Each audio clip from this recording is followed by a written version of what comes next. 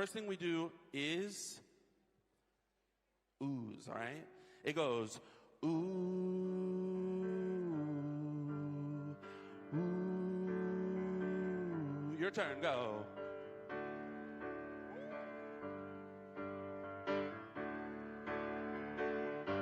Good, you do two of those, and then Patti will sing, all right? I was dreaming in my dreaming. We'll hear this part, right? Great. So we're just chilling for that section, okay? Then when you come back in, you're going to look at me. I'm going to go, ooh, ooh. Yeah, you follow along. Keep going. Ooh, ooh. Keep another one. One more. Yep. And then we get to this part that's like these echoes, right? So Patti's going to go, that the people work. All right. Have you been here before? It goes, that the people have the power. Okay, great. It goes, that the people have the power. Okay, great. You feel that? Where it's like kind of fast, right? Okay, so let's see if you can do it with me. Ready? It goes, that the people have the power to redeem the work of fools. Upon the meek, the graces shower. It's decreed, the people rule. Yeah, they work. Sing, third row. Sing. Okay. So what we want to do on the people rule, because I saw you be like, the people rule. That's like the best part to say it. So we're actually going to say it with Patti. It's going to go, it's decreed, the people rule. Yeah, so we say it all together. Let's try the echoes one more time. Anytime those echoes come up, it's back and forth. Balcony, you with me? All right, let me hear you. All right. From the echoes, here we go. 1, 2, 3. That the people have the power to redeem the work of fools. Upon the meek, the graces shower. It's decreed, the people rule. Yes! And then we sing, people have the power. Sing.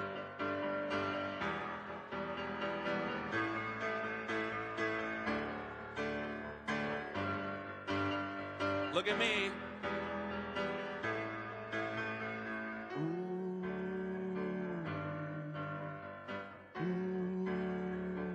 Sing, yeah.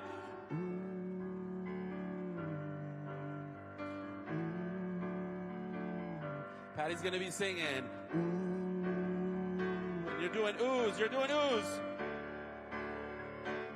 And then there's another part that goes like this. People have power. Again. People have power.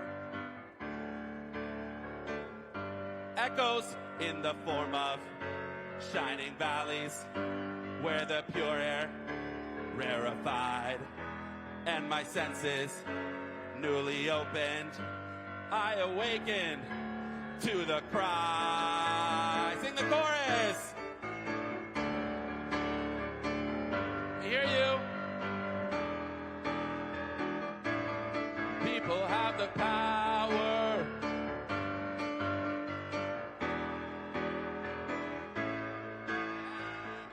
Okay, town hall.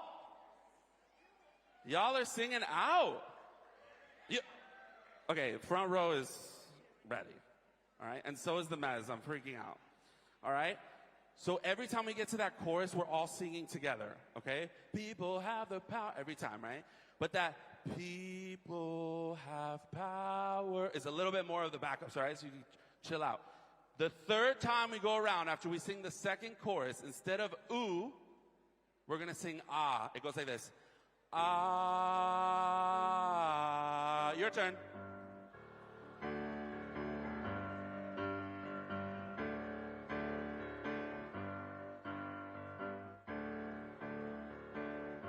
Keep going. Ah. Keep going. Don't get tired on me. Yeah, open up. Ah.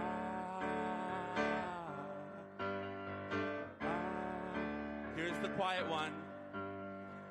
People have power. Go. Have power. Again.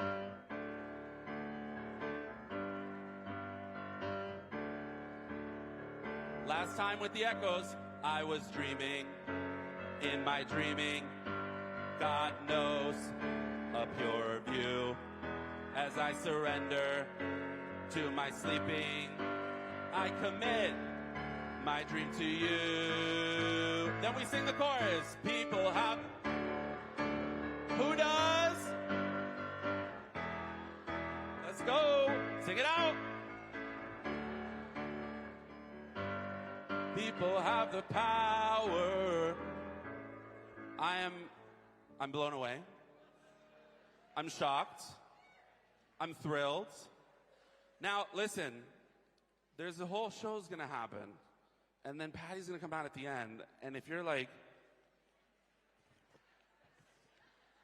I'm gonna be mad. So you better remember this order, all right? Now we're gonna do it from the top. When we get to that number, everybody, all the lyrics that you sing, that you have to sing, it's mandatory, is up there, all right? So you'll be able to follow along. You don't even have to turn your pages. Can you believe it? Now, that's the team here at Town Hall. They killed it, all right? So we're going to go from the top, and we're just going to go all the way through. And I'm going to give you some of the Patti lines so you know where we are. But for right now, you got to follow along in your lyric book. I promise when we get to the show, it'll all be up there. And you know who else will be up here? Well, Patti Smith will be up here, yes. But also, what's my name?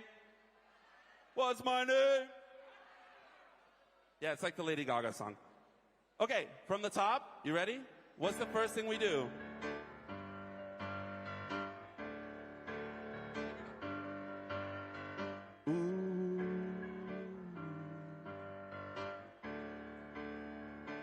Now Patti goes, I was dreaming in my dreaming, well of an aspect, bright and fair, and my sleeping, it was broken, but my dream it lingered near.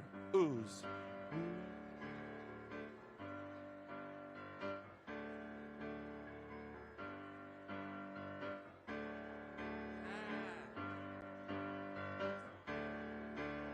Here come the echoes that the people have the power to redeem the work of fools upon the meek. The graces shower, it's decreed, the people rule. Here we go!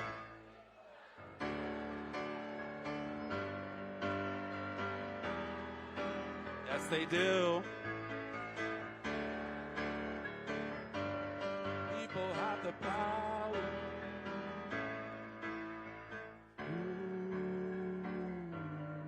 Good job. Keep it going. Patty's singing with you. And the armies ceased advancing because the people had their ear. Here we go. People have power. People have power.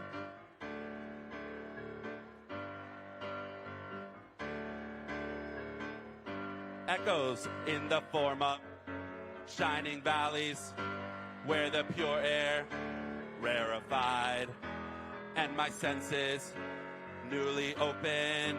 I awakened. Chorus.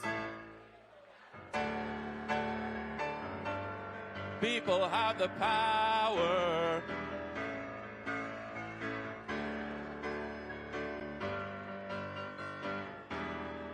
Oz, Oz.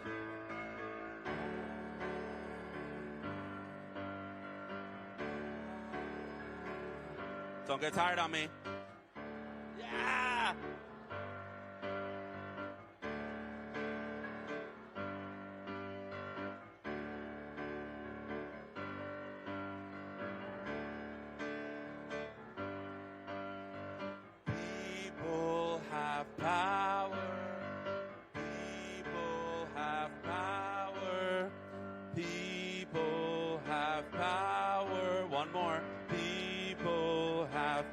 Echoes, I was dreaming in my dreaming. God knows a purer view. As I surrender to my sleeping, I commit my dream to you. Yes, here we go. What? Thank you. Again. People have the power, and you do it again. People have the power.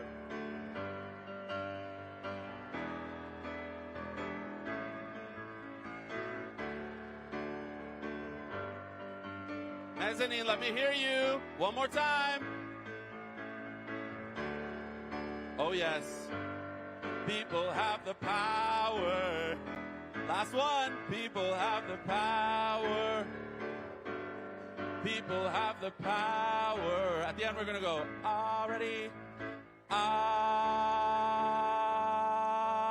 We're going to hold. Yes? All right, town hall.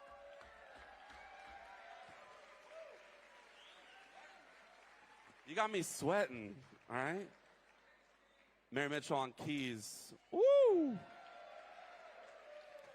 All right, so when we get to that part, you promise to sing out because you came here to rise up and sing out.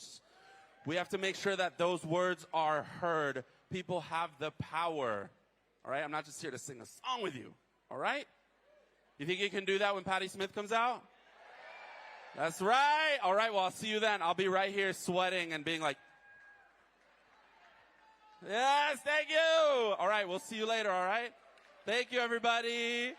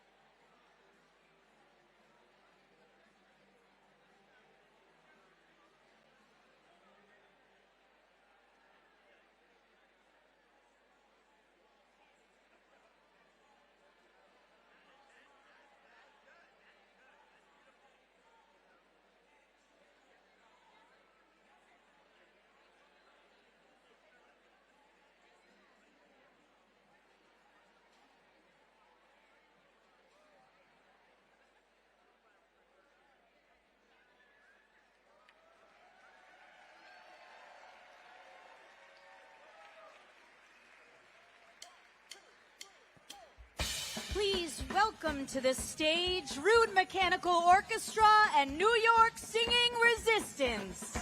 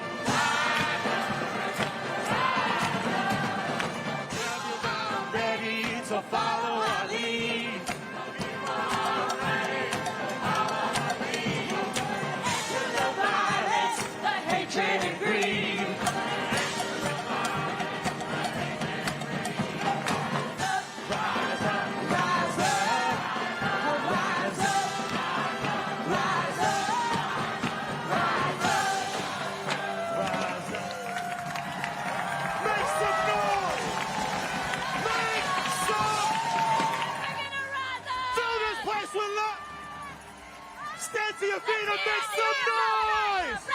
Say rise up! Rise up! Rise up! Rise up!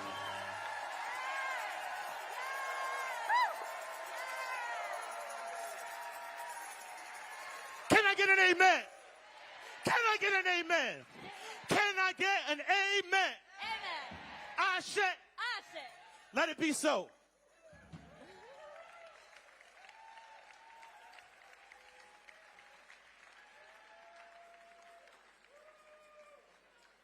Hollywood fights back.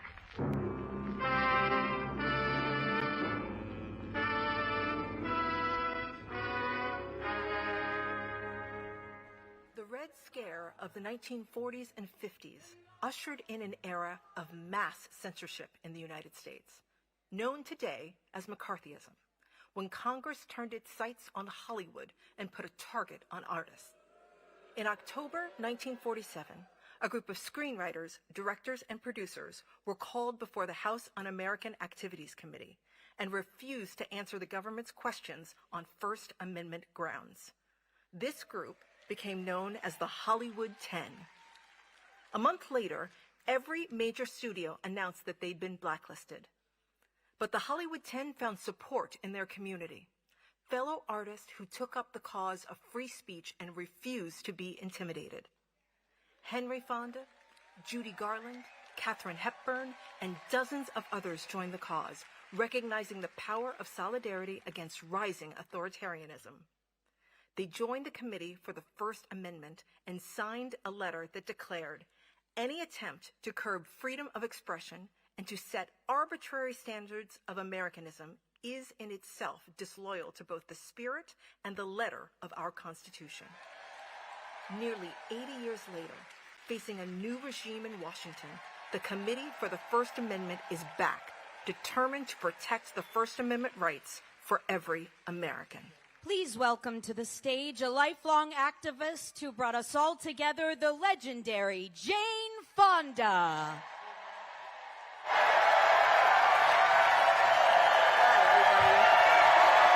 Thank you. Thank you very much. Thank you.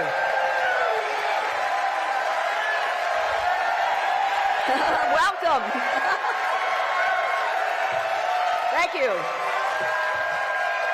Thank you, everybody. Thank you. Welcome. Thank you so much for being here at this benefit for the Committee for the First Amendment. Thank you.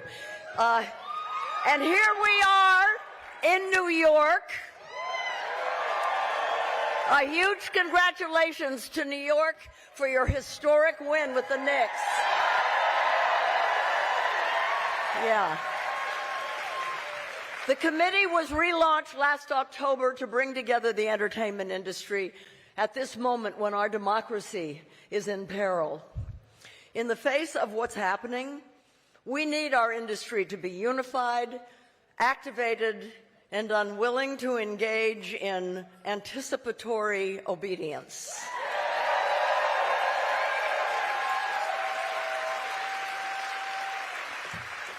We stand together in defense of our right to free expression.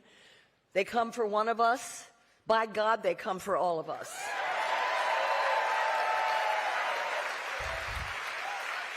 As you saw in the video just now, this isn't the first time that Americans' rights have come under attack. But this time, what is really different from the last century are the attacks are coming from every part of the government, the executive, the legislative, and the Supreme Court. There is a clear effort to destroy our fundamental democratic rights and dramatically retake our form of governance. I think the Un-American Activities Committee right now is coming from the White House.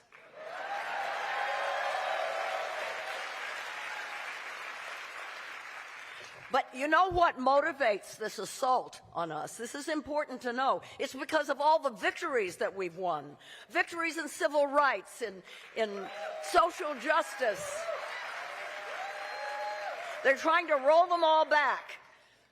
The gains that we made, we're not going back. Those gains, they were hard fought,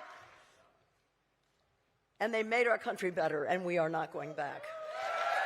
And here's the thing. Here's the thing. Those rights are for everyone. Everyone. And we must defend them for everyone. Even if we don't agree with them. You know, it's not about Democrat or Republican or left or right. It's about right or wrong. And it is wrong.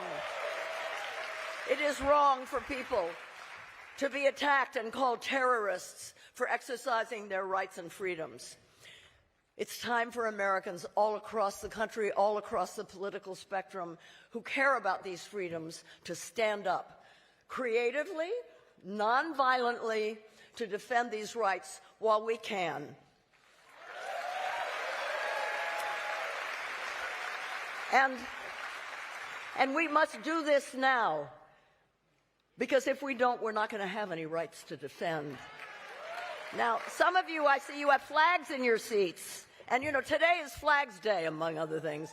It's Flags Day, and we ran out of flags, so 500 of you have flags. Now, I know that not everybody feels that this flag represents them, and we want to take back our flag.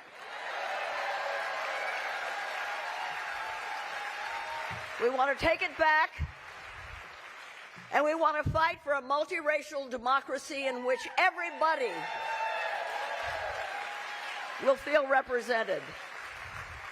And so perhaps tonight, while you sing along, you can wave your flag just to show our intention.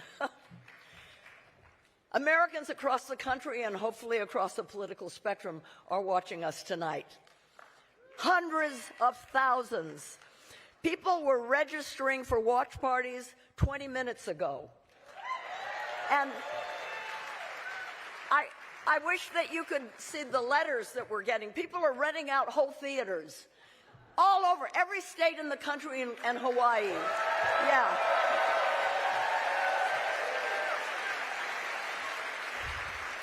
It's because we worked with librarians and churches and Indivisible and No Kings, ACLU, and so much more. So, so that from church halls to beer halls, people are watching. Hello out there. We feel you with us. Thank you for joining. Woo! And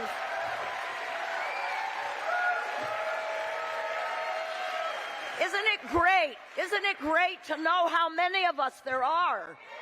Listen, we are the majority. So let's act like it. I know times are hard, but if we work together, if we stay unified and know in our hearts that we're going to win, we will win. Think of the Knicks. Like the Knicks.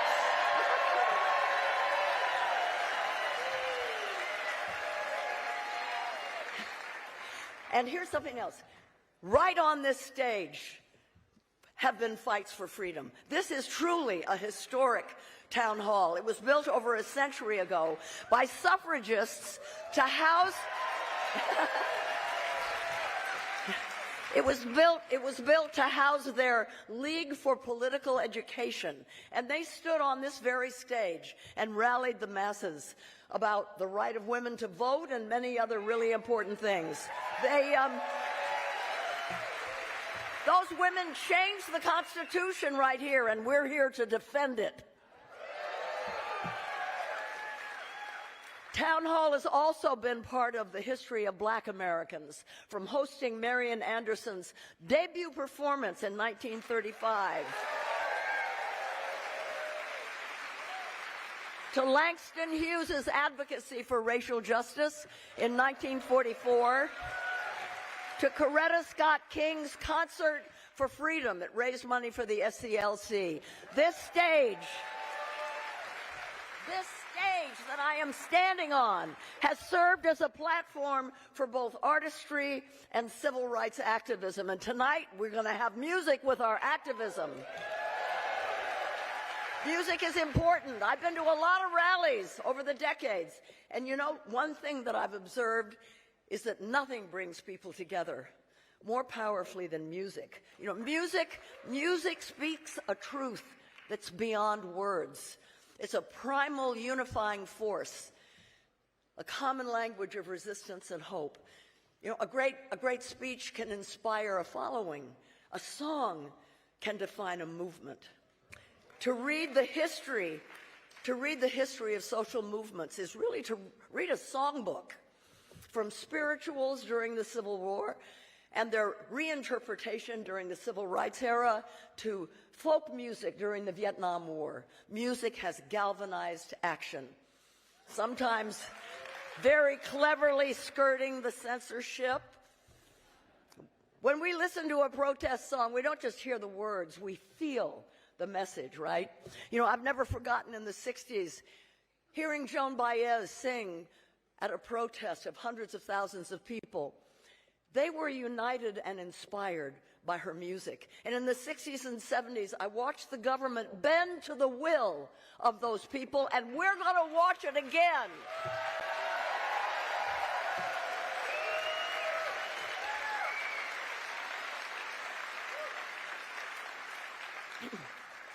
But right now, the government and its cronies is routinely violating its First Amendment to silence artists, shuttering institutions like the Kennedy Center, defunding museums and the National Endowment of the Arts, and banning books, canceling TV hosts who speak out. It's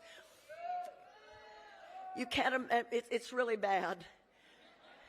And it's being allowed by cowardly corporations. I'm not going to name names right now. But I am honored now to pass the mic to artists and activists who continue to speak up and sing out so that we might be inspired to rise up. And thank you again for showing up. You know, showing up.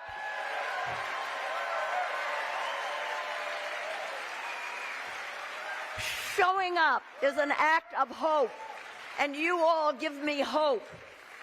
And now to start the evening, please welcome a woman who represents hope and resilience, both in her own powerful individual presence and as a representative of the indigenous peoples of North America. Please welcome Lily Gladstone.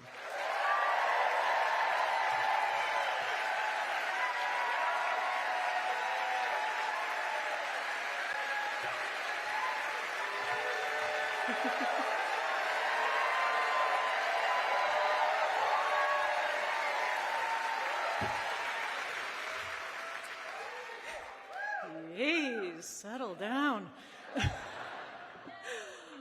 Okineksokoeks, nes tunnetaan ko pitääkin. Mahtoto siksi ketsettäpi, mahtoto nimipu. Iksokapineksokoeks, nitsikataikitsi. Hello, my friends. My name is Lily Gladstone, Eagle Woman. I'm from the Blackfeet and Nez Perce Nations. Thank you, my friends. I feel the good in your being here together tonight. I am so honored to have been called upon by the inimitable Jane Fonda to open this gathering by thanking the Lenape, the first peoples of Lenape-Hoking.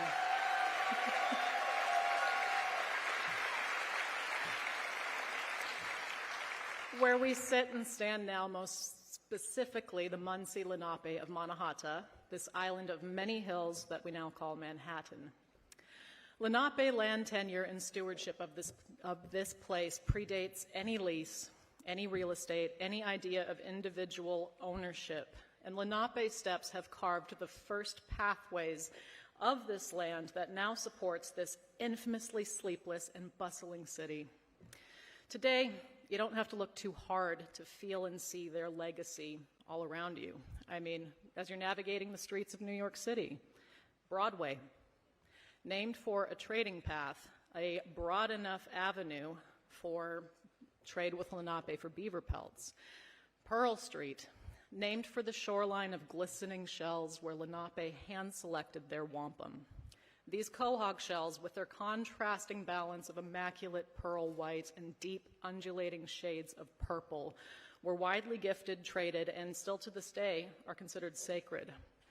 Wampum was also morphed into the Dutch West India Trading Company's favorite form of currency in New Amsterdam, which they subsumed into their own style of trade. Speaking of that, how could we forget Wall Street?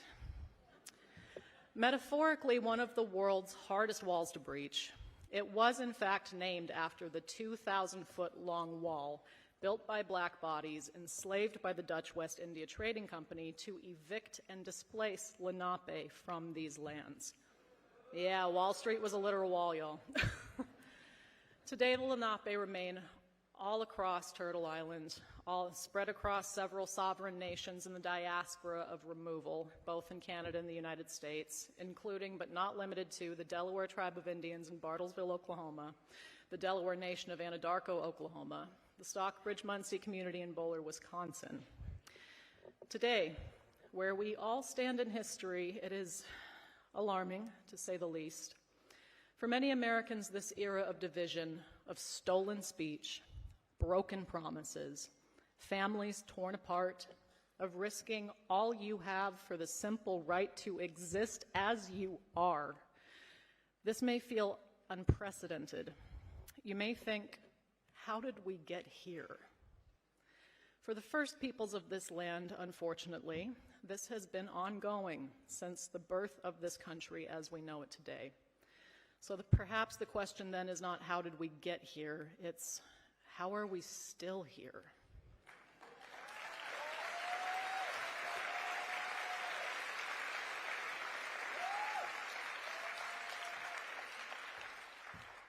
And maybe more importantly, how do we move forward?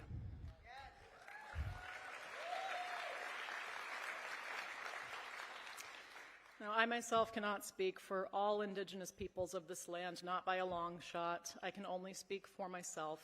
But being a mixed Native child raised on my Blackfeet Reservation in northwestern Montana, I can speak to teachings that I've heard my whole life. For the Blackfeet and every other tribe from the Great Plains, one of our greatest teachers is and always has been at the epicenter of our way of life, our language, our way of knowing, our ceremonies. And that is the American bison, the buffalo. Inni, our word for buffalo, have long taught us what resistance in the face of adversity looks like, being the only animal able to calve in the middle of sub-zero temperatures where cattle would simply lay down. They would be buried under freezing snow of the high plains. They're pitiful. Buffalo, however, they turn head on, and as a herd, they face the blizzard. They face a storm together. For them, that's nothing metaphorical. They were built for that. To us, well, part of being a human being in our language is to accept that we also are gimitapsi. We're pitiful. We are not built like buffalo, so we can only borrow and learn from them. They feed us, they clothe us, they show us the way. Our survival is so intertwined with the buffalo that in order to conquer the Great Plains and its people, the United States Army launched a campaign to eradicate the American bison, inviting settlers to shoot on sight, often from passing trains, as many buffalo as they could. This campaign was so effective that buffalo declined from a population of roughly 30 million to less than 1,000. Some say 325. Oh, look, another wall. Today, buffalo have grown back to a much healthier but still comparatively thin number, roughly 500,000 head in this country, in large part due to the efforts of indigenous nations across the plains, my tribe included.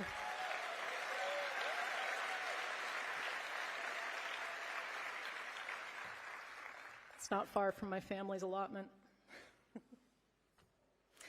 I can say for the first time in 150 years, our Blackfeet lands, including Glacier National Park, they have been waiting for Inni to return this whole time. The soil is feeling the hooves again, tilling it. The land is feeling the invitation of other species, supported by this keystone species, to also return. With them, they're restoring the balance to this land that continues to give us all life, that has been so cattle-trodden for the last 150 years. We're seeing new species, we're seeing old wallows returning, and we're seeing the spirit of our children, seeing these buffalo on this land, knowing things are coming back into balance. Hard fight, but this was possible on my reservation in the hands of Blackfeet people because of what we were taught by the buffalo. They are still teaching us how to be. We came together in community for them and for ourselves so we could all breach the storm. We still have a long way to go, but in spite of ongoing campaigns and policies to erase both the Blackfeet and the buffalo, we are both, in fact, still here.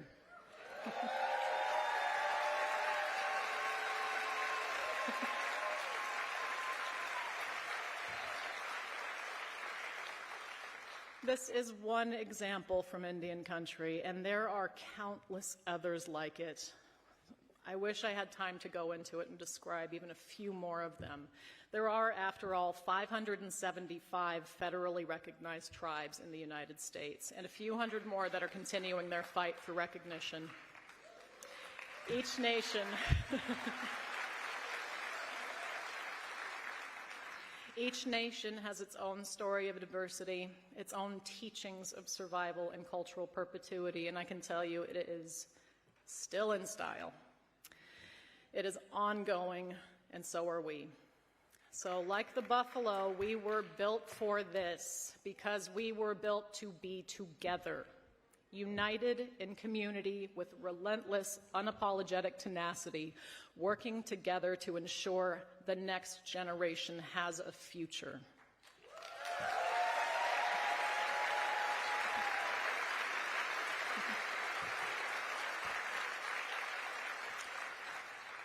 Thank you all for choosing to come together. We know that fascism thrives in isolation. We will not face this storm in rugged individual glory. We are going to do it together.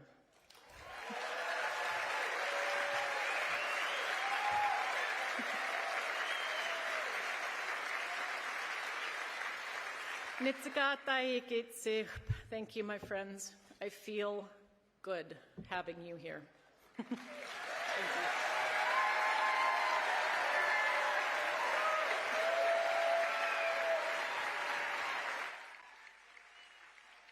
Over the past century, musicians have used their voices not just to entertain, but to advocate for social change, often at great personal cost. From Marian Anderson blazing a trail for racial equality in the 1930s, to civil rights pioneer Paul Robeson standing up to McCarthyism in the 40s and 50s, to his mentee, Harry Belafonte, carrying on Robeson's legacy with decades of fighting for justice, to Nina Simone making her music the message with songs like Mississippi Goddamn, and Billie Holiday's arrest and imprisonment after singing the anti-lynching protest song, Strange Fruit. Artists have used their platform to lift up their fellow Americans and stand up for civil liberties. The Vietnam War brought in an era of folk music as pacifist resistance, with artists like Bob Dylan, Joan Baez, and Peter, Paul, and Mary leading thousands of protesters in song at marches and rallies in the nation's capital. And today, artists like Bruce Springsteen, Tom Morello, Kendrick Lamar, Lucy Dacus, and Bad Bunny continue to fight against tyranny from the microphone at rallies, in concert halls, inspiring the masses with anthems of courage and solidarity. Tonight, we are bringing songs from the past to give us hope for a more just and free future. Because in the immortal words of Sam Cooke, it's been a long time coming, but I know a change is gonna come. Please welcome to the stage singer and activist, Broadway's Sasha Allen.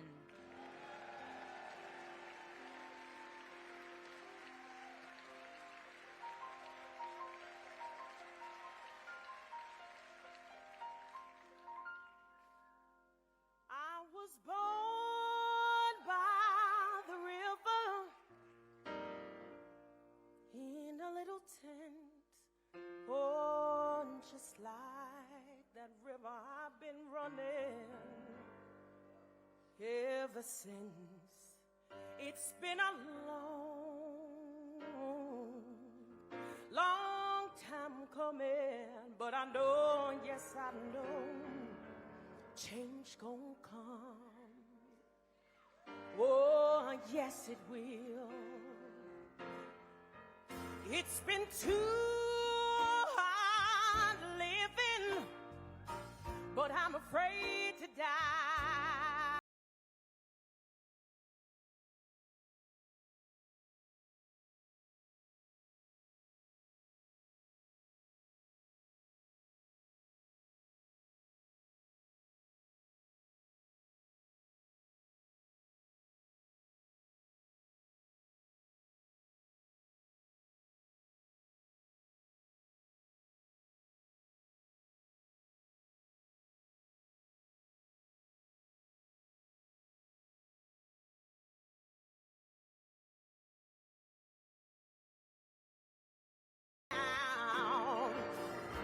Somebody keeps telling me, don't hang around.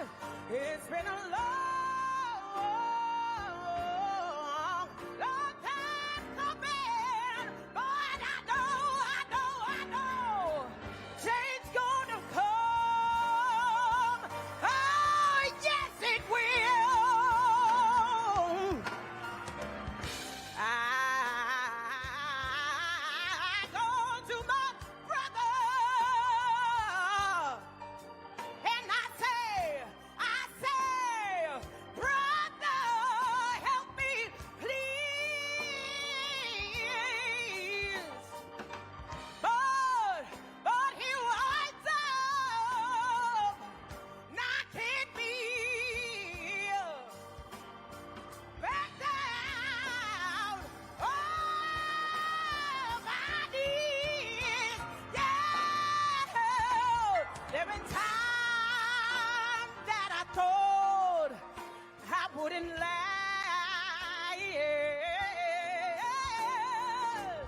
but now I know I'm able to carry on. It's been a long time coming, but I know, change gonna come. Oh, yes it will, yes it will, yes it will. It's been a long time coming, but I know, a change gonna come. Oh, yes it will.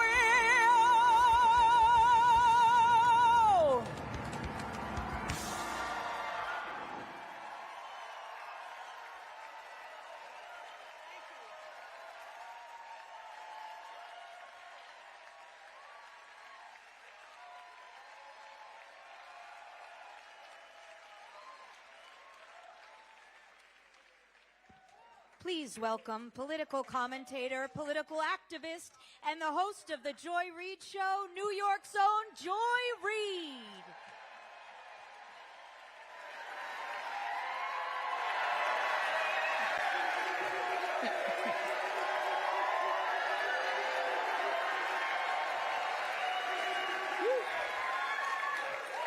I can't believe I have to follow Sasha Allen. Lord have mercy, Jesus. To Jane Fonda, Sasha Allen, baby. Woo. Woo. I caught the spirit like I'm in church. Ooh. Bette Midler, ooh. Rufus Wainwright, Patti Smith, and all the other legends that I am proud to stand up here with today, and a little intimidated. And to all of you who have gathered in this moment, focused and knowing what our mission is on this No Kings, Knicks in 5 weekends. Sorry, I had to throw that in.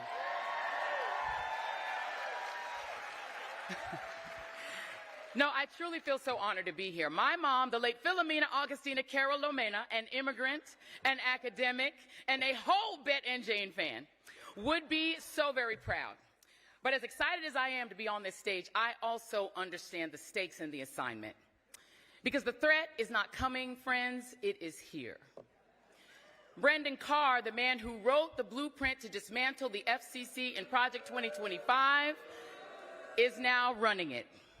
He is weaponizing the agency to bully and control the press and suppress the wider televised media. Don Lemon arrested, Georgia Fort arrested, Terry Moran fired from ABC, Scott Pelley fired from CBS by the clack of far-right ideologues who bought it and handed it over to a zealot named Bari Weiss, who may soon, she earned those boos, she may soon also control CNN. Jim Acosta out at CNN. Karen Attiah fired from the Washington Post, and me more than a year ago. All of us shown the door for just doing our jobs, standing up to the administration, and in my case, also for speaking out against the genocide.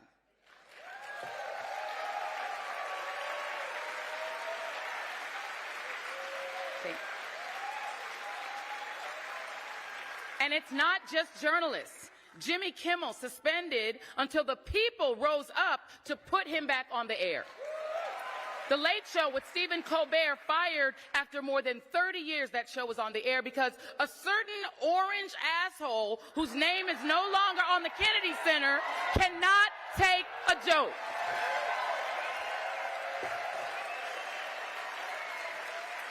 Scott Pelley, one of the most trusted voices in news from what was the most trusted news program in America, 60 Minutes.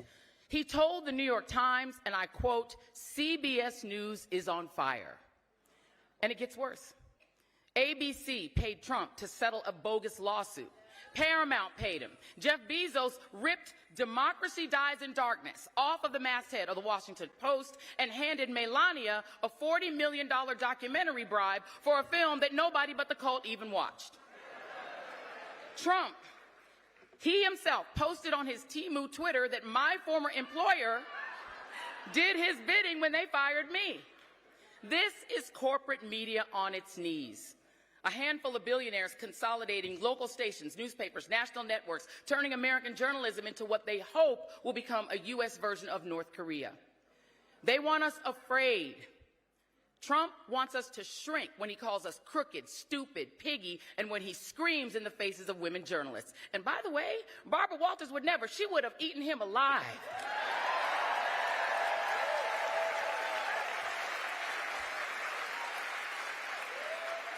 Rest in peace, Barbara. But as Mr. Pelley told Anderson Cooper, you cannot have democracy without journalism. And I would add, without art, without comedy, without music, and without clear voices speaking freely to those in power.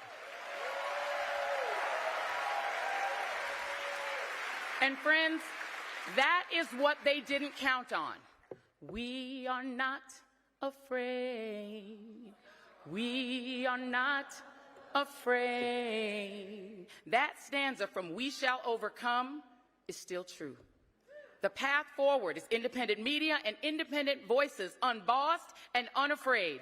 Shirley Chisholm's words are reality. Midas Touch, The Don Lemon Show, The Joy Reid Show, do like and subscribe, The Jim Acosta Show, Katie Fang's podcast, Wajahat Ali, Danielle Moody, Michael Fanone's podcast, Harry Dunn running for Congress, a hero of January 6th, and so many more. We are not shrinking, we are growing. So be louder.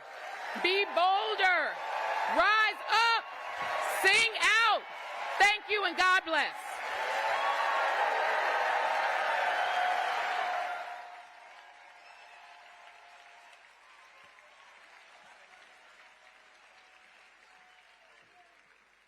And now, put your hands together for artist and national treasure, Bette Midler.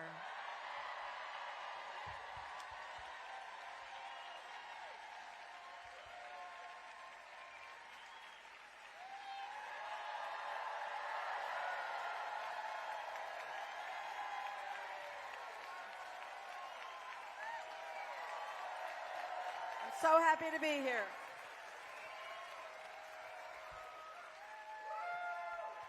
I'm so happy to be here. I'm so proud to be among you all. I really am. I'm so thrilled that you're here. I'm so thrilled that you understand. I think the speakers have been fantastic. It's just such a wonderful night. I feel like I'm part of a community that's so bright, so intelligent, so well-meaning, so full of, so desperate for justice. I just thrilled to be among you.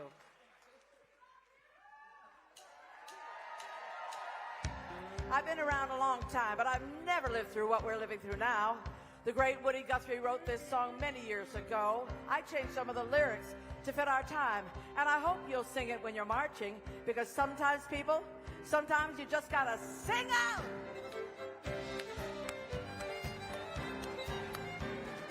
All you fascists bound to lose. All you fascists bound to lose. Yes, sir, all you fascists bound to lose. You're bound to lose, you fascists bound.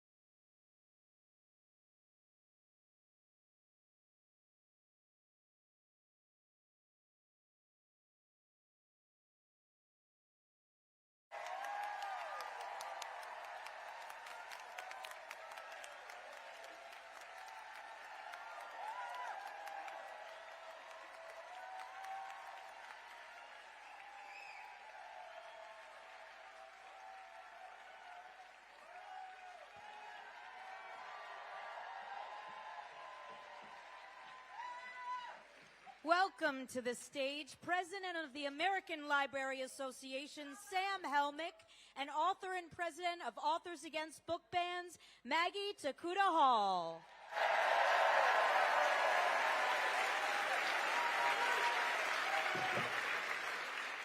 Good evening, beloved. My name is Sam Helmick, and I have the honor of serving as the president of the American Library Association.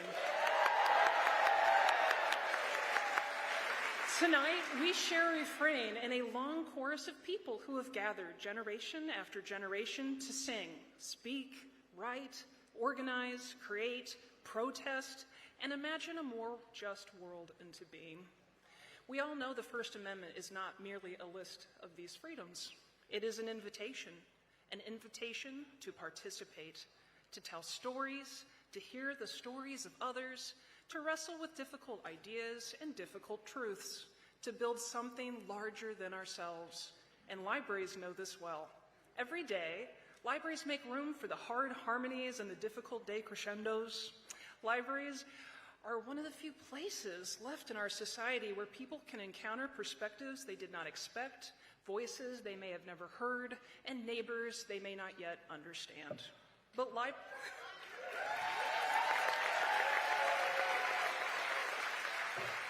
But friends, libraries cannot do that work alone. Civil society cannot do that work alone. We need you. We need your stories, your curiosity, your questions, your readership, your courage, your willingness to stay in conversation even when the conversation becomes challenging. Because liberty cannot defend itself. Freedom of expression must sustain it.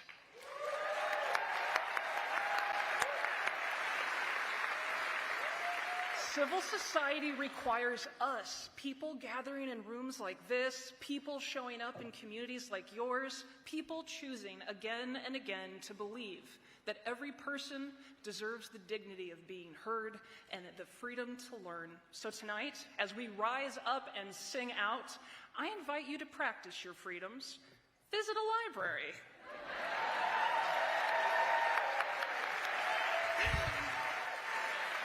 Support your local journalists, read broadly, listen deeply, speak courageously, show up for one another. Because the chorus of justice and freedom and democracy has never depended upon a single voice. Its strength has always come from all of us singing together. Thank you.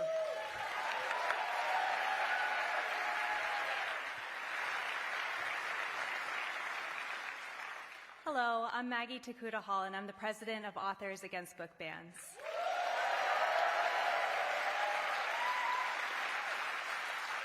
When I wrote a picture book about how my grandparents met during World War II in a Japanese-American internment camp, I didn't expect a lot of controversy. But I found myself in the center of a national one about censorship when I was offered a publishing deal, which was contingent on me removing the word racism from the book.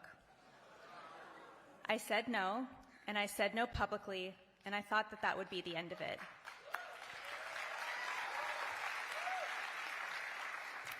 Instead, I got a front row ticket to the book banning mania taking over school districts and public libraries all over the nation.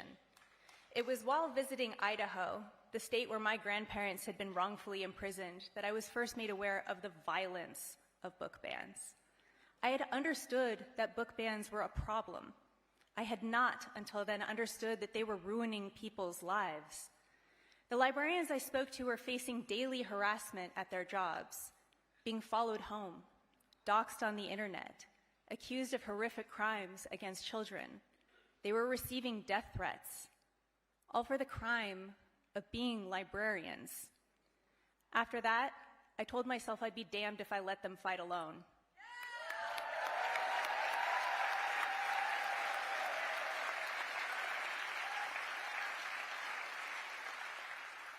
And so I proudly joined with other book creators to form what is now Authors Against Book Bans, a coalition of over 5,000 creators all across the country, united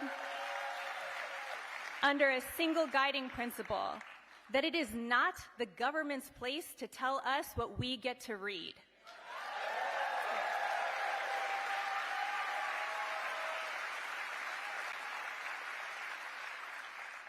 I think a lot of us, authors in general, were waiting for someone to come and save us. But it's become clear no one is coming. Not the politicians who are eager to sell out our trans siblings for political expedience, not the CEOs who stand to gain from privatizing the public good, and certainly not our president, who is bent on gaining authoritarian power through all the dumbest and cruelest means possible. Exactly. That's how I feel too. It's up to us to save ourselves.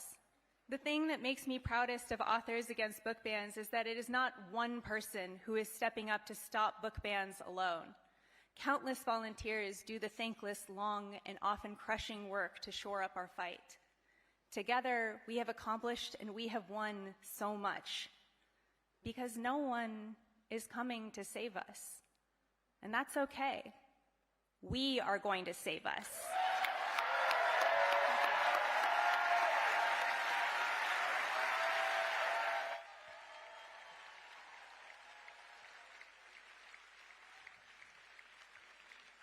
Everyone, please give a warm welcome to some special guests who are here to talk about the impact of family detention and family separation, accompanied by Ms. Rachel, Pastor Garcia, and the Peace Poets.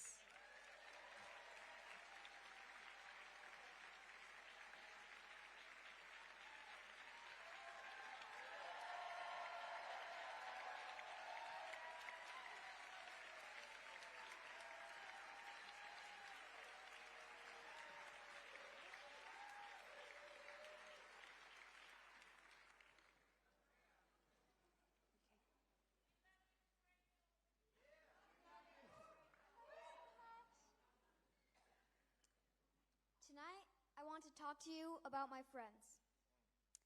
So many of them have been detained or separated from their parents, and I've seen how much it hurts them. Children belong in schools and on playgrounds.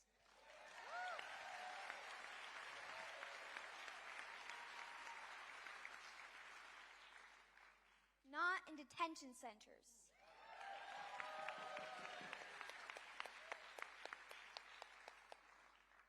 All children should feel safe and loved.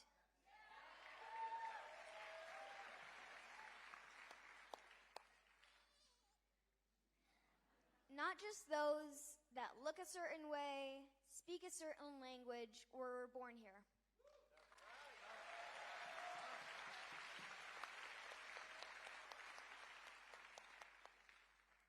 Every child deserves to be free.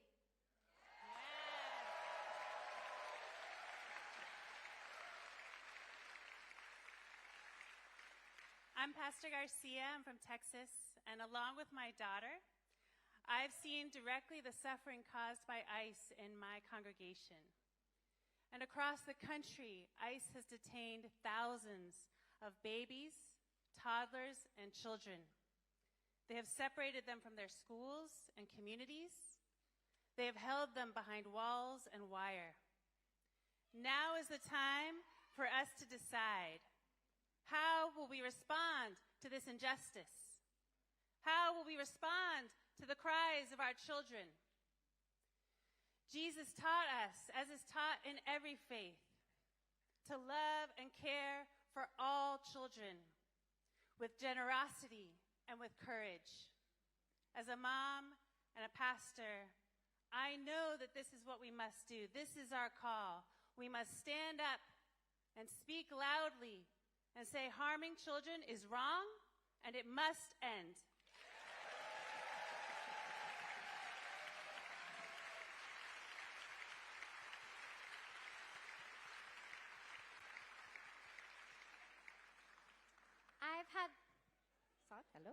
I've had the honor of meeting with 10 absolutely precious children who and their wonderful families who have been locked in Dilley Immigration Detention Center in Texas.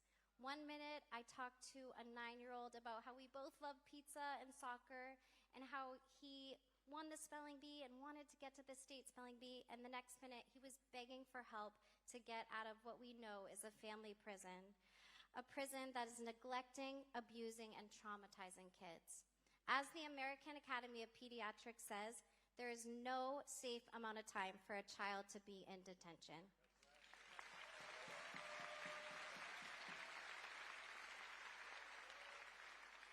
Dilley Immigration Detention Center must be shut down. Thank you. We need to end the cruel policies of family detention and family separation.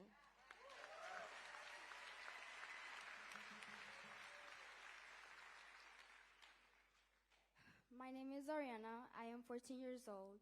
I was detained and separated from my siblings for 50 days.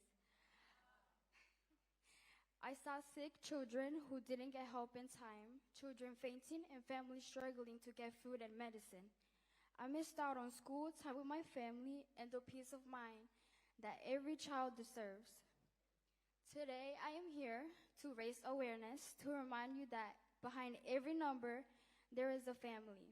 There are human beings. There are children with dreams, fears, and hopes. My story matters, and so do the stories of thousands of children like me.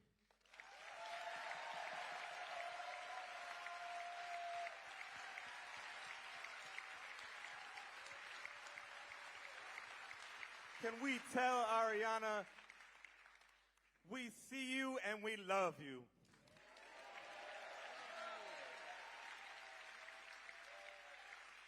And because your life matters, because the lives of all our children matter more than anything, we went inside Dilley. And tonight we're going to share with you a song that we co-wrote, sitting in the visitor center with the children. And now they sing that song to keep hope alive each night. And we promised them that we would invite everyone across this country to say their words and uplift their song like a mighty wave of song. And we need you, your voice, to connect to a movement to free families forever.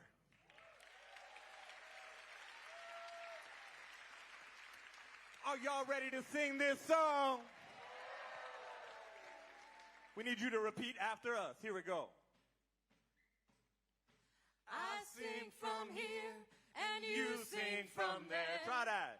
I sing from here, you sing. And you sing from Together, there. together we'll sing down the walls everywhere. Say it loud. Together we'll sing down the walls everywhere. We say the love in our heart like the waves of the sea. Say it with us. The love in our heart like the waves of the sea. Together, together we'll sing until everyone's free. Say it loud together. Together we'll sing until everyone's free. Let's do it all together.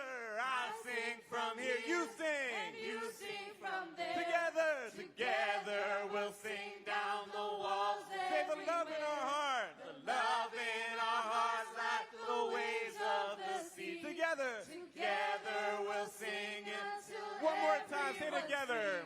Together we'll sing until everyone's free. And so right now I can tell you learn the words and that our people across the country learn the words.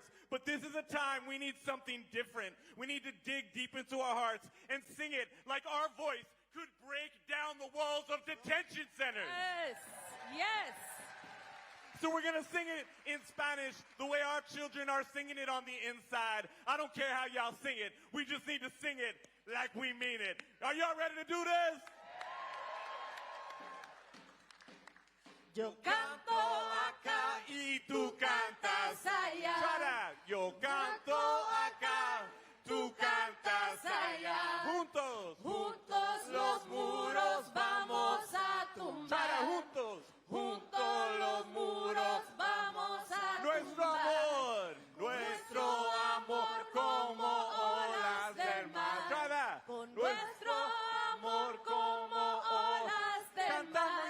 Cantando llegamos a la Ok, todos libertad. juntos vamos. Cantando llegamos a la libertad. Cantando llegamos a la like a promise. libertad. Cantando cuando llegamos a la libertad.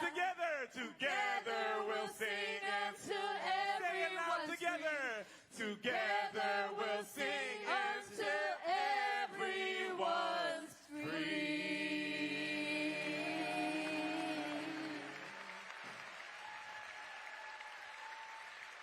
Free families!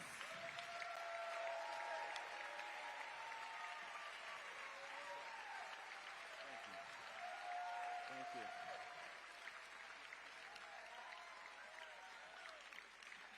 Please welcome to the stage a fearless activist and a star of stage and screen, Tessa Thompson.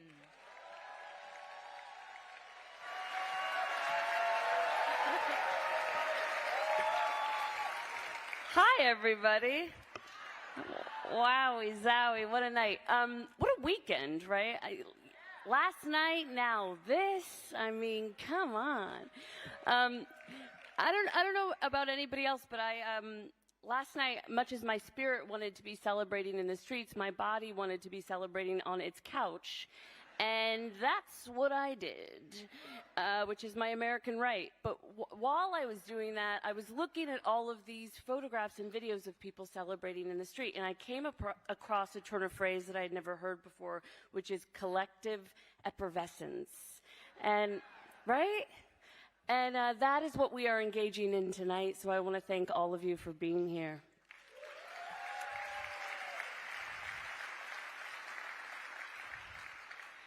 Angela Davis said that it is in collectivities that we find reservoirs of hope and optimism.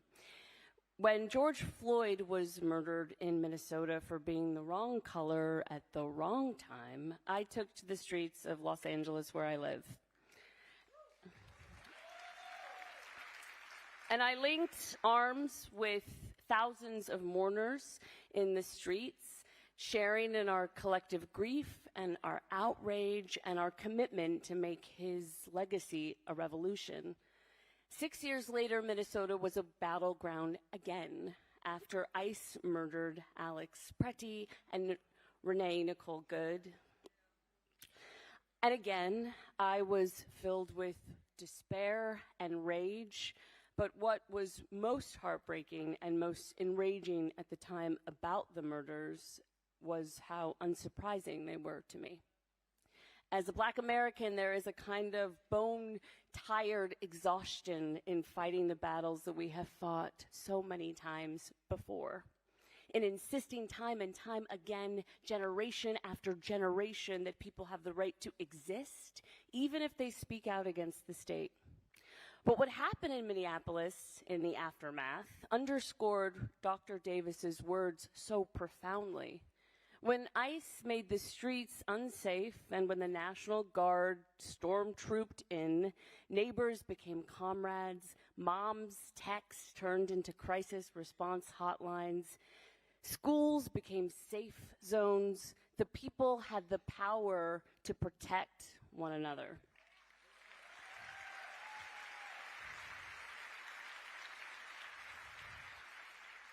And the people refused to let Renee Good and Alex Pretty's murders intimidate them into inaction.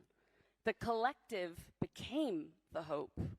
The community care is why my reservoir of optimism has not yet run dry. I felt it then, and I feel it now in this room together tonight.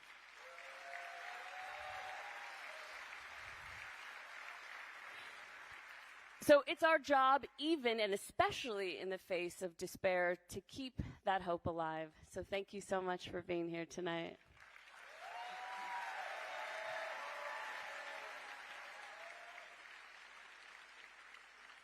Please welcome to the stage, Julia Roberts.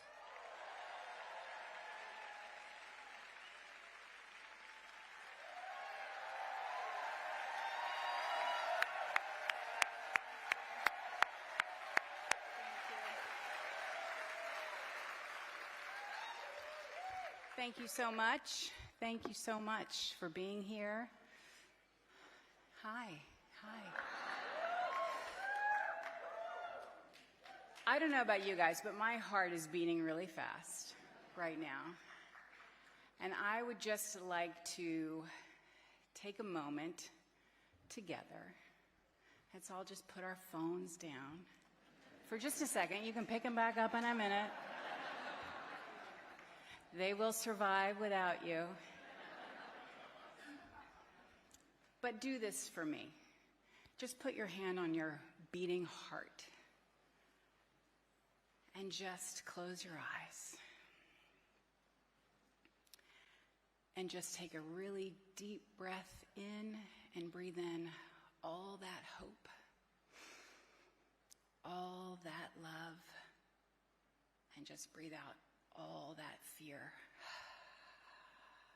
Just let it all go. And that is the power that we all have together. Yeah.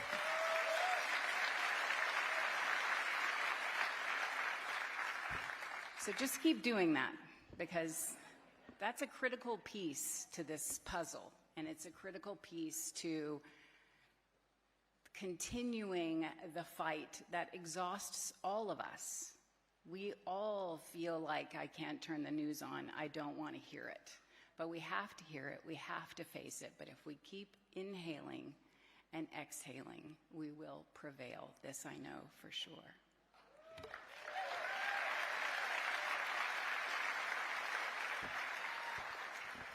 And I know backstage they're thinking, okay, she wasn't supposed to say any of that. So now I'm going to get to business, to the beautiful business that I'm here for, which is to talk about Renee Nicole Good. Yeah.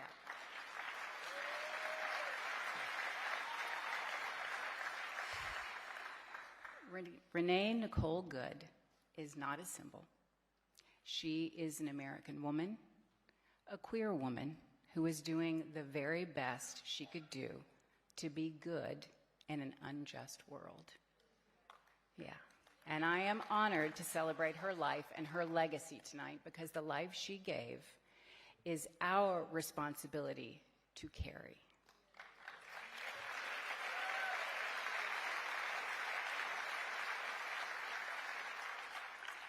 And I am so grateful and honored to the poet Amanda Gorman for writing these beautiful words that I am allowed to share with you now. And it is with her blessing that I do so. This poem is entitled For Renee Nicole Good. They say she is no more, that her absence roars, blood blown like a rose, iced wheels flinched and froze. Now bare riot of candles, dark fury of flowers, pure howling of hymns. If for us she arose, somewhere in the pitched deep of our grief crouches our power. The howl where we begin straining upon the edge of the crooked crater of the worst of what we've been. Change is only possible, and all the greater, when the labor and bitter anger of our neighbors is moved by the love and better angels of our nature. What they call death and void, we know is breath and voice. In the end, gorgeously endures our enormity.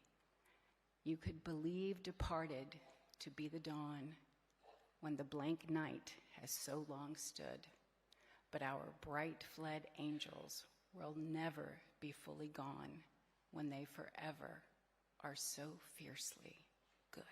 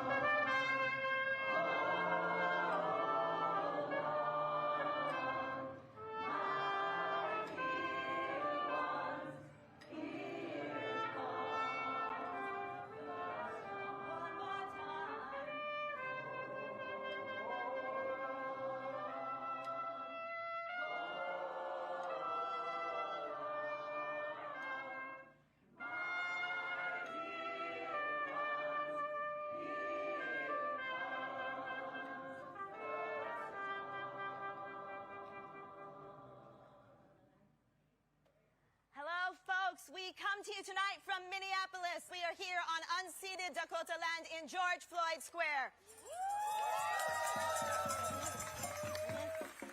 We've got folks here from the Singing Resistance. The Singing Resistance formed to be a mass movement of singers organizing to fight authoritarianism. We're not a choir. We're a movement you can join. We have 300 chapters all across the nation because we know that music is an organizing tool. We're in the lineage of the unions, of the Black Civil Rights Movement, of the Poor People's Campaign, of the Sunrise Movement, where music helps us shift the world towards the liberation that we need.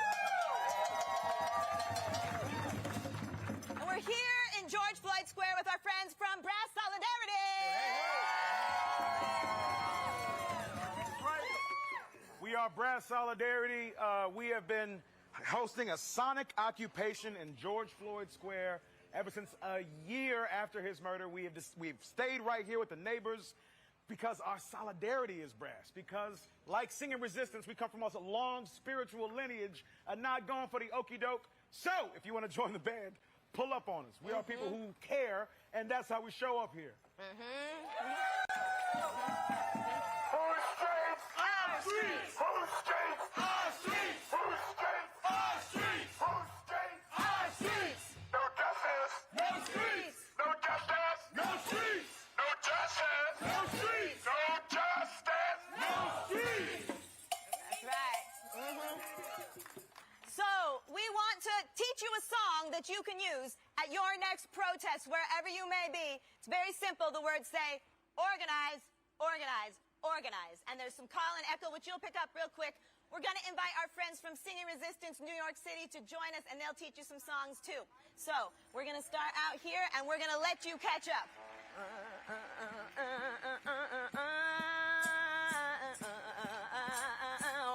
2, 3, we got to organize, organize, organize. We got to organize, organize, organize. We got to organize, organize, organize. Organize, organize, organize. Oh, organize, organize, organize. Organize, organize, organize. Organize, organize, organize. Organize, organize, organize. We want justice for our people. So let's get organized for what we believe. Call it back. We want justice for our people. So let's get organized for what we believe. We want justice. We want justice for our people.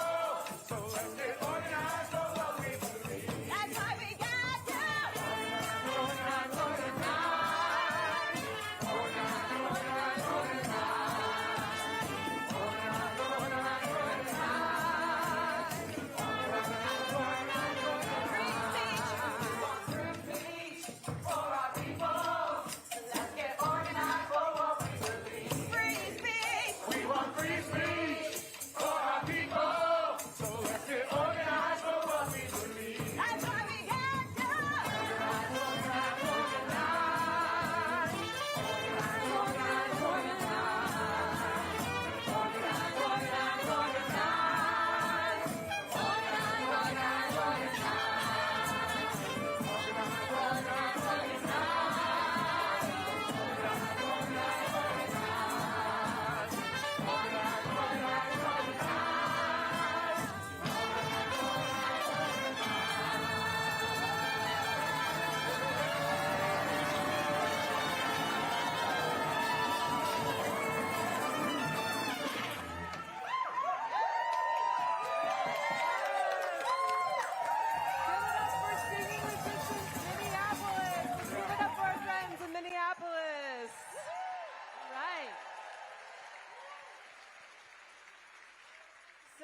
Minneapolis inspired the world with the power of song.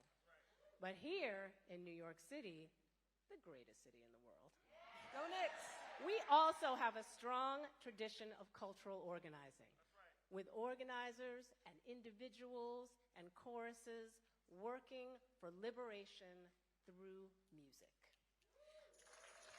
So we've got many groups here tonight. We've got folks repping from the Rude Mechanical Orchestra. We've got the Resistance Revival Chorus. We've got Sing in Solidarity. And we've got Sing Out NYC. We've also got the New York Choir Project. And folks from Songs in the Key of Resistance with the Cairo Center. Singing Resistance is a joyful movement that, through the power of collective singing, mobilizes and organizes people to take loving and radical action in solidarity with those most impacted by state violence. We invite you, we invite you wherever you are to join in this movement of song. We are all part of the singing resistance. That's right. Absolutely. Every one of us. And we just heard our friends in Minneapolis sing a few songs that have been sung across the country and the world since January. So now we're going to invite you all to sing along with us, and here's Josh to teach us a song.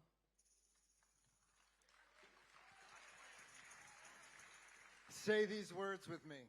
No one is getting left behind this time.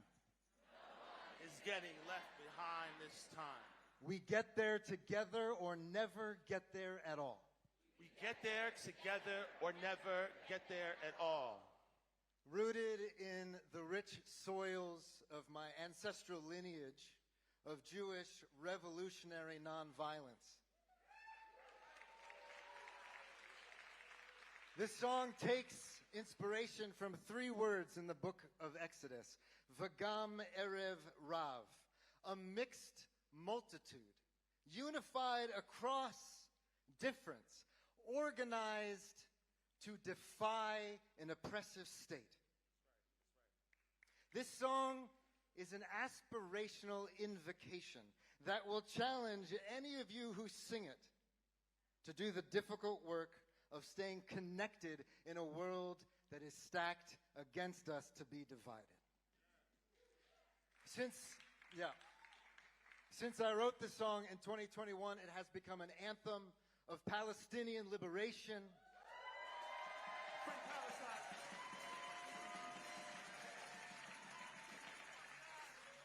of immigrant justice,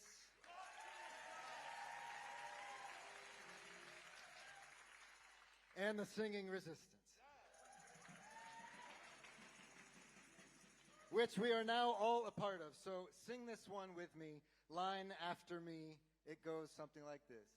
No one is getting left behind this time. Your turn. No one is getting left behind this time. Yeah. No one is getting left behind. No one is getting left behind. No one is getting left behind this time. No one is getting left behind this time. We get there together or never get there at all. Try that. We get there together or never get there at all. We get there together or never get there at all. We get there together or never. We sound amazing. We get there together or never get there at all. We get there together or never get there at all. Here we go. No one's getting left behind this time. No one is getting left behind this time. No one is getting left behind. Not this time. No one is getting left behind this time. How do we get there? Together or never get there at all. We get there together. Sing. We get there together or never get there at all. We get there together. We get there together or never get there at all. Everybody say no one. Put your hands together. No one. No one is getting left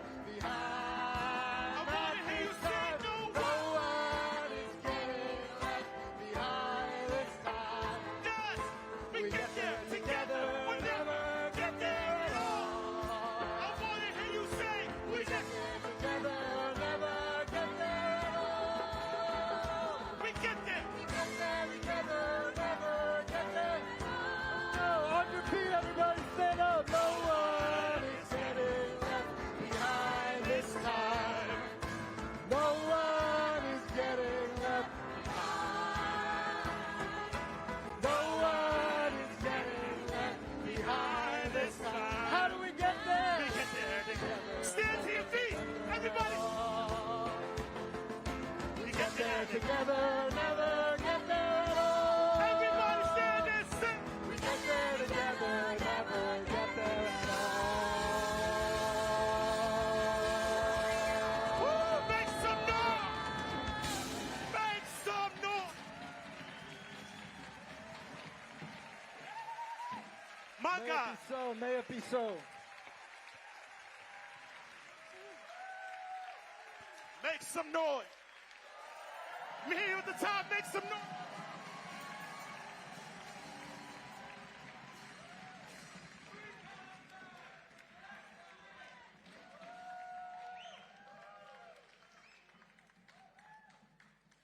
Please welcome to the stage actor and activist Wilson Cruz and RuPaul's Drag Race superstar, activist, and lip sync champion, Peppermint.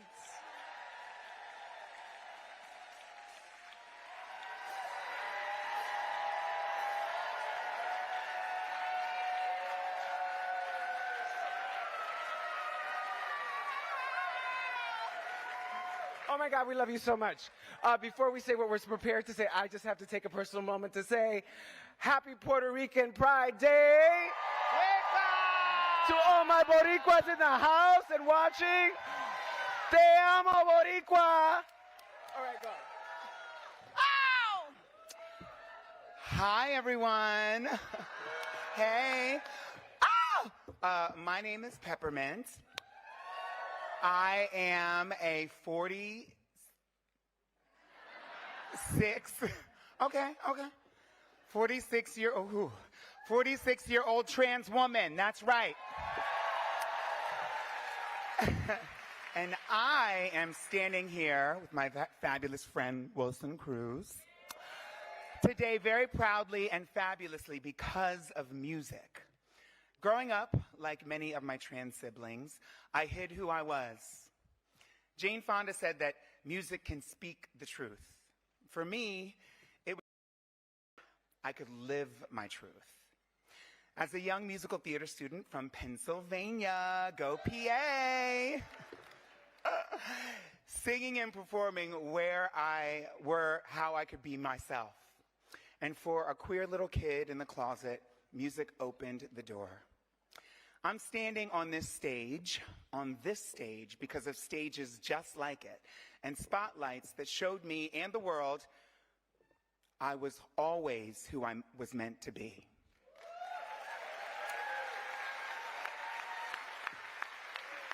You know, we live in a time where that spotlight is dangerous for so many trans Americans. Trans children who should be living openly in their truth are intimidated by a government that cares more about censoring their bodies than feeding them. A government more concerned with what school sports they can play than whether or not those very schools are properly funded. These attacks on the trans community, they serve as a distraction from the immense hoarding of wealth and resources by billionaires and now trillionaires. A distraction from the failures of this government to protect its people instead of harming them. And these discriminatory attacks on the trans community also distract us from the very lopsided rate of anti-trans violence and murder that way too many trans people have fallen victim to. 11 trans people have been murdered in the past 3 months in this country, and I've not seen a single word about it on the news. I grew up during a time when transness wasn't recognized or talked about, and yet here I am, baby.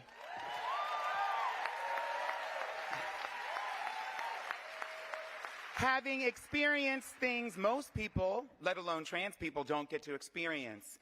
And still, I recognize my privilege in just simply surviving and being out and proudly trans. I'm here tonight because of my trans foremothers, like Marsha P. Johnson,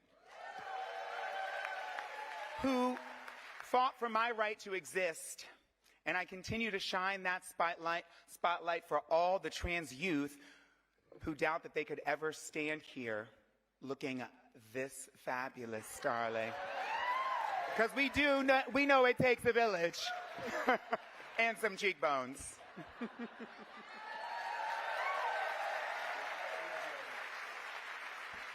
Thank you, Peppermint.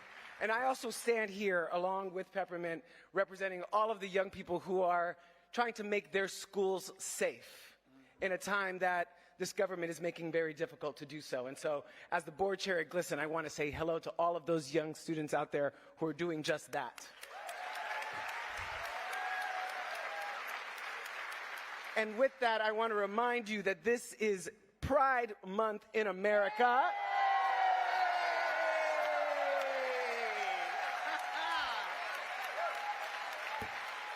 And while we are very, very proud, this year, our rainbow flag is battle worn. Because this spring, blocks from this theater, the pride flag was removed from the national memorial of the Stonewall Uprising. And it was only returned when activists brought it back themselves.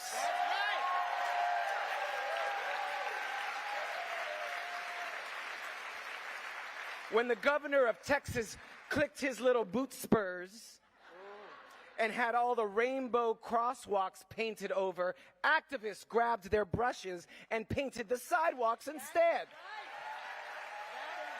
Because that's what we do. It goes to show if you lower our flags, we will raise them back up, baby. You can paint over our rainbows, but we'll paint an even brighter one to lead the way. Because a rainbow should not be shamed and banned.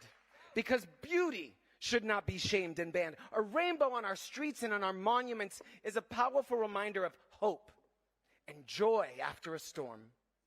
A rainbow is a spectrum of inclusion and representation and diversity that makes any city shine. So today we honor our queer ancestors. I think about James Baldwin, I think about Sylvia Rivera when I say that. I think about Audre Lorde. Today we honor them by continuing their fight, by insisting on beauty and technicolor pride in defiance of whatever storms try to wash us away. Happy Pride, everyone.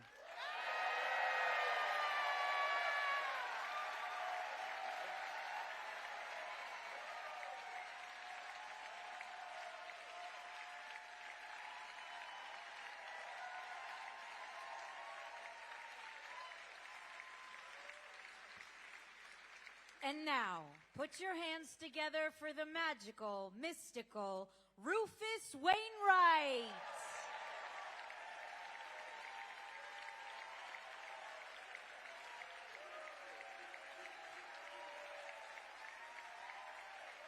Hello, everybody. Such a great honor to be here, and Jane told me that she wanted me to say before singing this song that the person who made it famous, the woman for whom it was written for, Miss Judy Garland, yes, she was a member of the committee for the First Amendment, and the man, the incredible lyricist Yip Harburg, who wrote the words to this next song. I wonder what I'm going to sing. He was actually blacklisted, and so yeah, it's been going on for a while, and let's stop it. Here we go.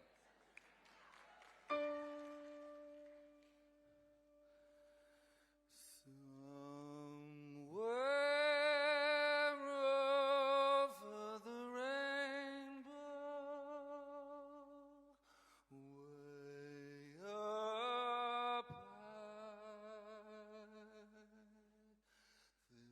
there's a land that I've heard of once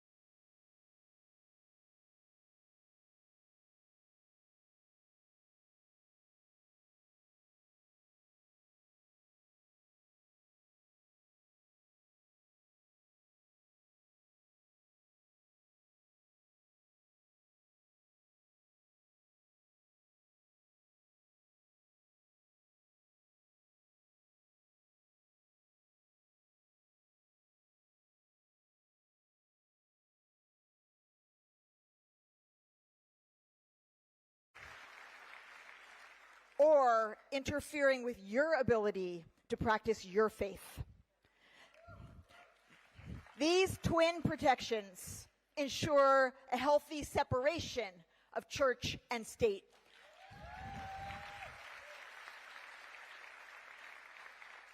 Allowing individuals to believe and practice or abstain entirely from any religion, any God.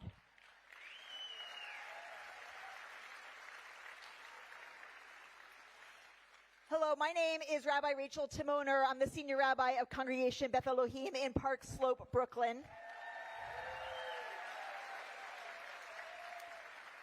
In the spirit of the previous act, I also happen to be a queer rabbi, a proud queer rabbi. The central prayer of Judaism, the Shema, says that we are all part of a great oneness that is within and beyond all things, that connects and includes all life. The Torah teaches that every human being is created b'tselem Elohim, in the image of God. Every human being without exception.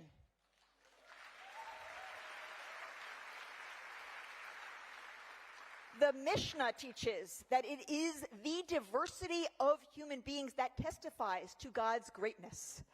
And in the Talmud, the rabbis taught that multiple truths can coexist simultaneously, so that when we disagree, we should expect that the other's perspective contains truth.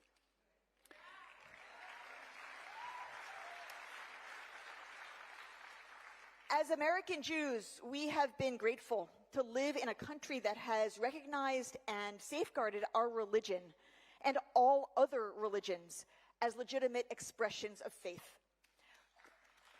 We have been grateful to live in a country that has protected us and others from the imposition of any religion by the state. These two ideas, the freedom to practice our religion and the freedom from religion, are essential to our safety and our belonging in America.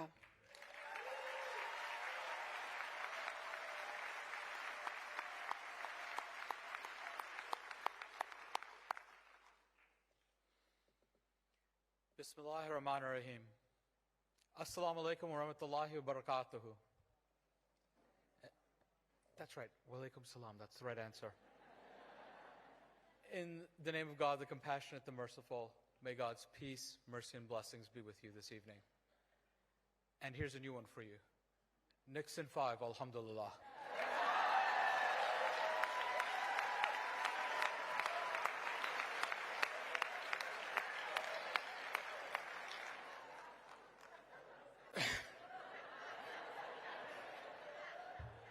I gotta get my lines in somehow. All right. My name is Hussein Rashid, and I'm an academic and a religious leader from a Shia Muslim background. And today we are about 3 days from entering a season of justice for us, where we'll begin the first month of the Muslim calendar, the month of Muharram. And during this month, the grandson of the Prophet Muhammad, peace be upon him and his family, my namesake, Hussein, Imam Hussein, peace be upon him, was martyred in Karbala, in modern-day Iraq, for daring to stand and act for truth and justice. When tyranny came, he said no, and gave his life for that. The Quran commands us to stand for justice, even against our own selves, and especially against the powerful. And that lesson applies, I think, to the First Amendment as well. The First Amendment was crafted, in part, so that the intra-Christian warfare that the framers of the Constitution knew would not happen here in the United States. Because religion and state power are a terrible, terrible mix.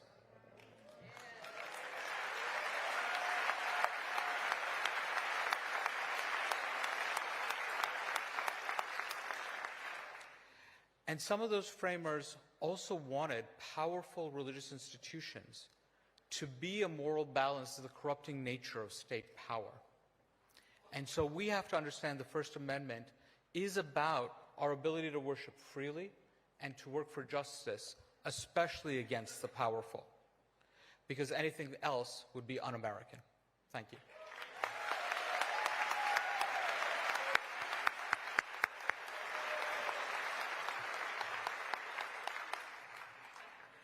In New York City, my fellow clergy and I have the great gift of working alongside Hindu, Buddhist, Muslim, Sikh, Jewish, and religiously unaffiliated siblings. You cannot share meals and stories and taxis and not broaden your beliefs. You cannot.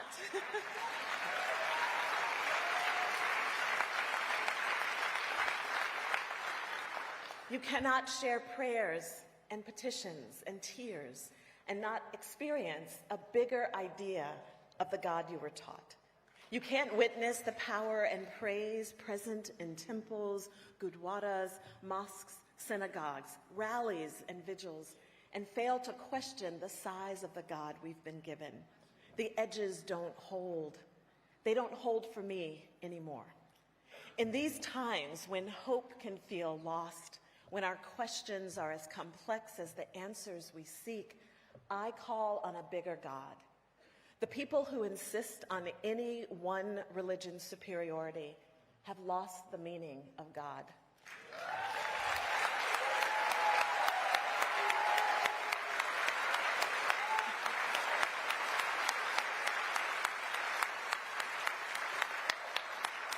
It is because of the right for people of many faiths to each practice their sacred rituals that my relationship to God has grown. In that way, the freedom of religion is a holy right. I love the questions and the wrestling and the doubt that being human brings. And I love that I've lived long enough to confidently declare that God is big enough to hold us all.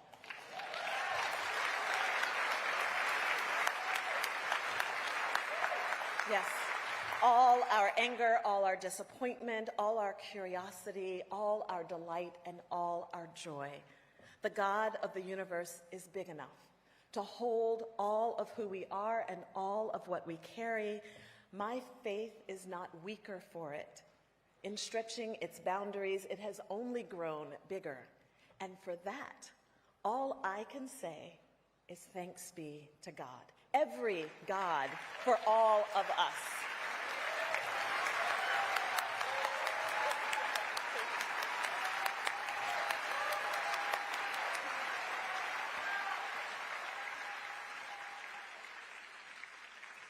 Featuring the exceptional Broadway inspirational voices, here are Jen Colella and Alex Joseph Grayson to perform Huddled Masses by Shayna Taub.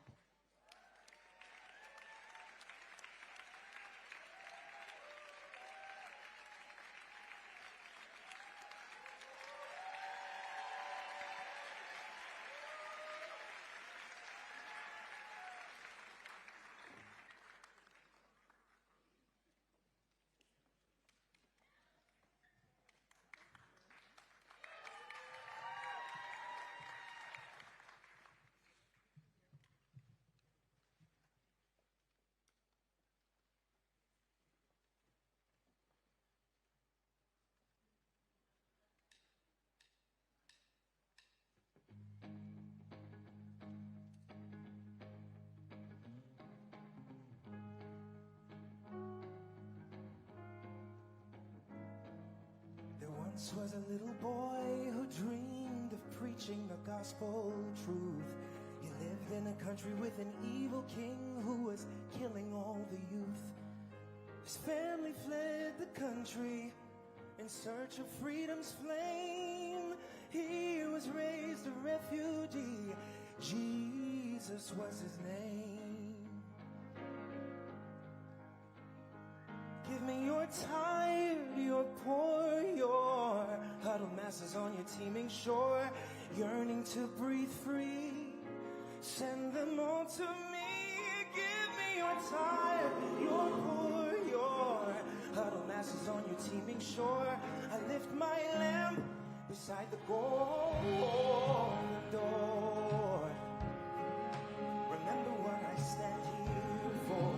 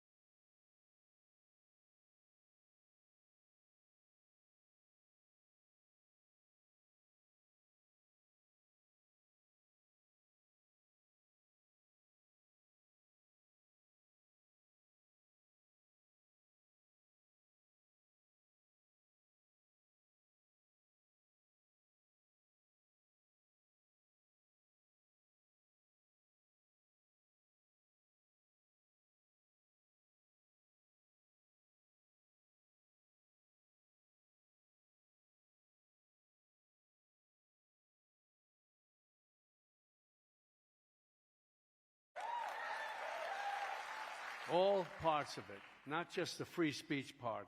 That said, I'm pretty close to being a free speech absolutist. Even speech, I don't like, and there's plenty of that around. So when I hear something I don't like, I use my own free speech to respond.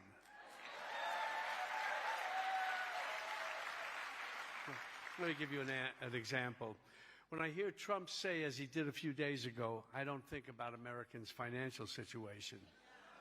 Not even a little bit. I say, shut the fuck up.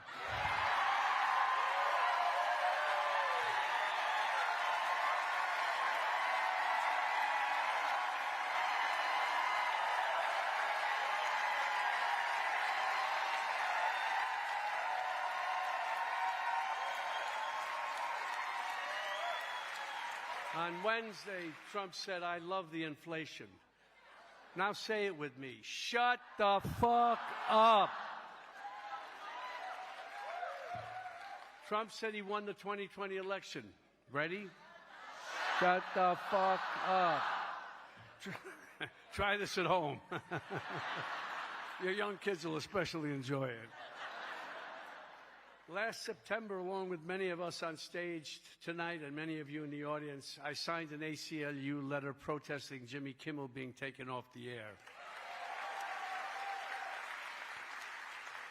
The letter began, "We the people must never accept government threats to our freedom of speech." Well, of course. You're with me, right? Later, the letter stated, regardless of our political affiliation or whether we engage in politics or not, we all love our country. So with me, not so fast. The phrase, "we all love our country," stuck in my throat. Because our country isn't so lovable right now. I hate to say it, but loving our country is starting to sound like an abused spouse saying they love their abuser.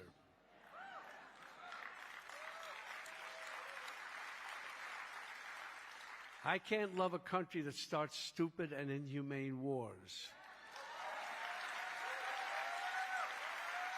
killing thousands of innocents and indirectly causing the deaths and suffering of millions more. I can't love a country that takes health care away from millions of people and uses that money to enrich their pals in the Trump-Epstein class. I can't love a country that sends out masked militias to shoot citizens in the streets, torture our neighbors, and separate families. I can't love a country that's led by a racist, misogynist, xenophobic tyrant.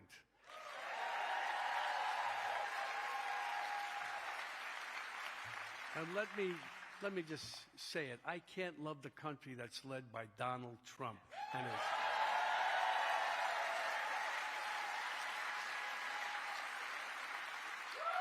and his sycophant Congress. For most of my life, of course, I did love this country, the United States of America. Welcomed my immigrant ancestors. It gave me, my family, and my fellow citizens such rich opportunities and extraordinary freedoms. I want to love my country again.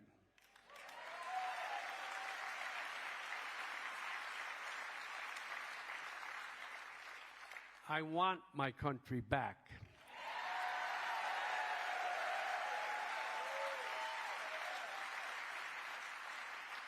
That's why I stand with the Committee for the First Amendment. And you, all of you. Together we rise up, we sing out, we keep organizing, and we fall in love again. Thank you.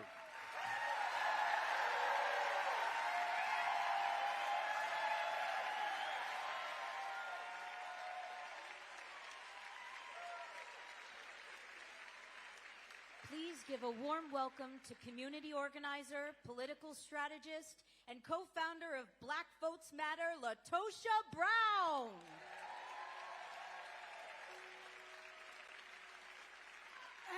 Ain't gonna let nobody turn me around, turn me around.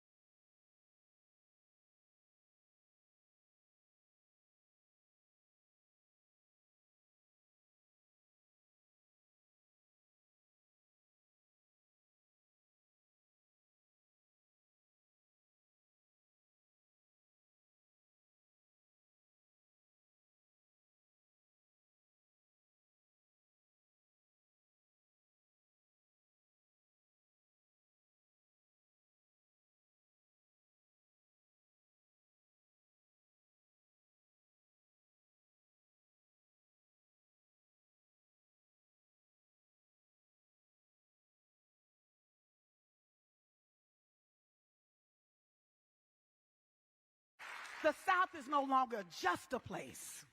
It represents heartbreak, but it also represents hope because we are everywhere. Whatever they perfect on us, they will export to you. When they can change the rules of an election in the middle of an election for one people, they set the precedent for the entire nation. So today is the South. Tomorrow it'll be anyone that dares to dissent from the few who hold power. This is a litmus test. This is a rehearsal. Our fate has been tied to the fate of this nation, always. We have been its conscious since its very breath. And when they come for our voices, they're practicing how to come for yours. So let me say this. Silence has never been neutral. And cynicism is not a strategy. If you are not raising your voice in this moment against the injustice that is happening, you have chosen a side. Now, as we approach the 250th anniversary of the year of this nation, who's giving itself a birthday party that doesn't quite deserve it right now, I would say about grandmother's words, that what the devil meant for harm, God will use for your good. I didn't understand that, but I do now, that in this moment of despair, that people are looking for hope. When it seems like there's a dark night of the soul, we are the light bearers. We're the ones to actually lay the path so that people can understand. I am here as defiance dressed up as hope. I am resistance. I am also love. Yes, because our politics, y'all, our politics will not save us. Our humanity will. Real change in this nation has never come out of the White House. It comes from the people. We anchor it in our hearts, our minds, and imaginations of the people when we believe in justice. And look at what we've allowed ourselves to become. Here we are, a nation that pours billions into artificial intelligence, but will not invest in the greatest creation ever made, the human mind, the human soul, human beings, our babies. We would rather imitate people than invest in people. We would rather teach a machine how to sing instead of free the people who taught the world how to sing. But here is the good news. There is good news. There are more of us, just as Sister Jay said earlier, than those who seek to destroy us. And in the words of the great songwriter in griot, Stevie Wonder, it is time, family, to go to higher ground. We have to go beyond seeing ourselves just as citizens of this nation.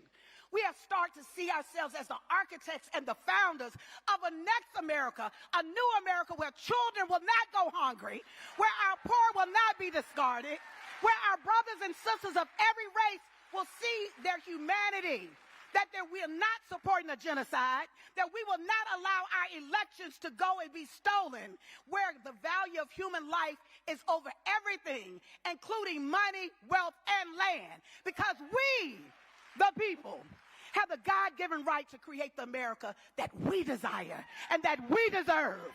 Let's build it, family. We are the light bearers of a nation that is yet to exist. We, as light bearers, can illuminate the path. We can get the possibilities, but everybody has to speak out. Become the light of hope for those who are suffering. Teach ourselves a new song for our humanity. We the people. I want you to repeat after me. We who believe, in freedom, will not rest. We who believe in freedom shall not rest. We who believe in freedom cannot rest. We who believe in justice will not rest. We the people. Peace and power. Love you. Thank you.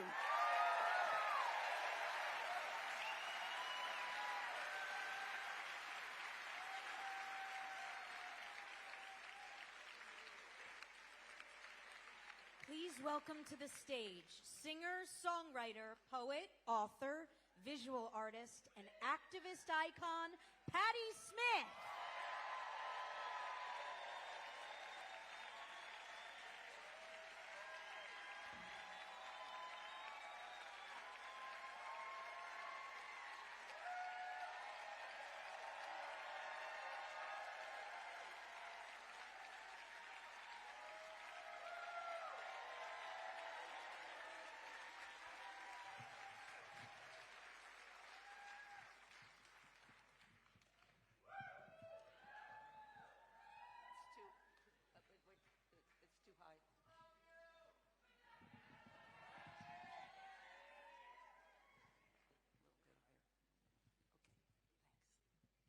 Hello, everybody.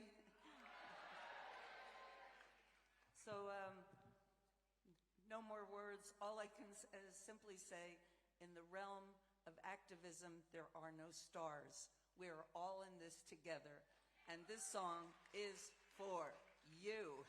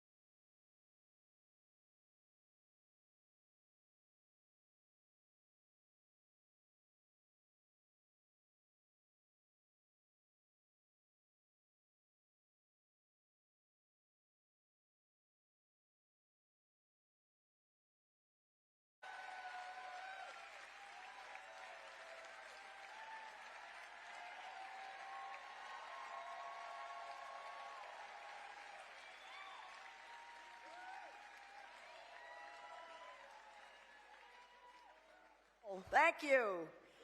And thanks to all of you for being here. There's another song coming, so this is, there's a big song coming. Thanks to all the artists and activists who've lent their time and talent to... And thanks to all of you for being here, and thanks to everybody that's tuning in from all around the country. Thank you. I want to give a shout out. I want to give a special shout out to a very talented man, Walter Willison, who gave me the idea to do this here, this concert in Town Hall. And thank you to the team that helped us bring us all here. This was a true collaboration tonight, led by the venerable and visionary Shelley Williams, our director.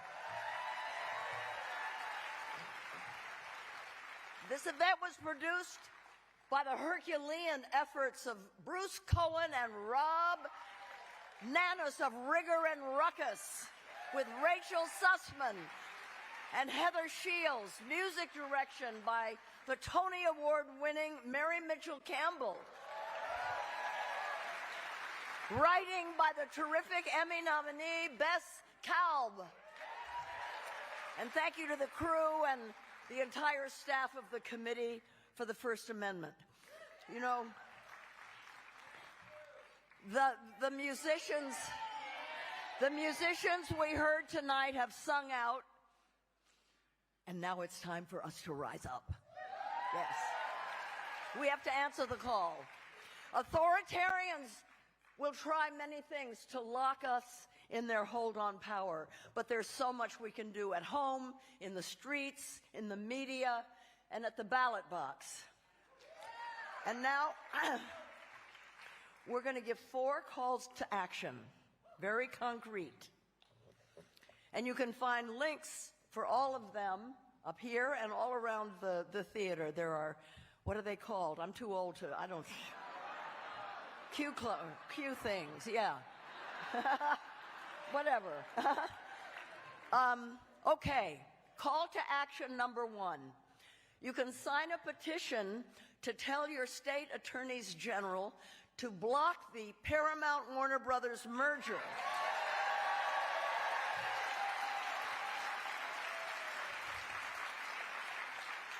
This is a direct attack on free speech, freedom of expression, decent costs of going to things. You're going to have to pay more if this merger comes through, and you're going to get a very thinned out kind of culture. It'll be flattened. Freedom of expression, independence, and diverse news. I have a personal stake in CNN. I don't want to see it go that way. You know what I'm saying? And well, I'm so sorry. Did you know that there's an election coming up? There's an election. Hey, yo, itty bitty.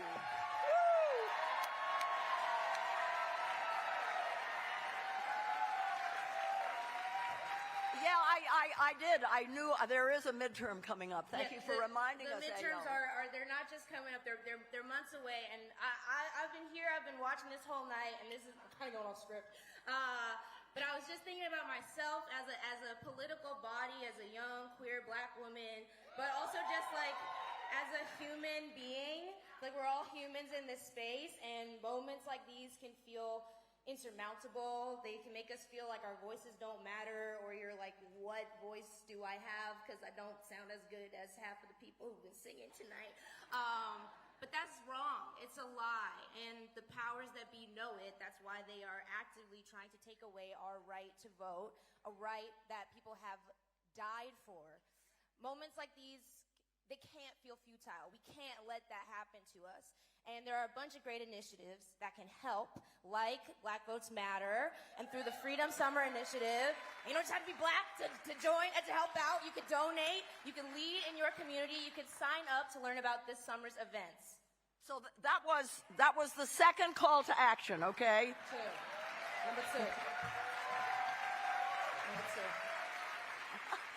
And next, you can volunteer for the Election Protection Coalition to help voters by phone.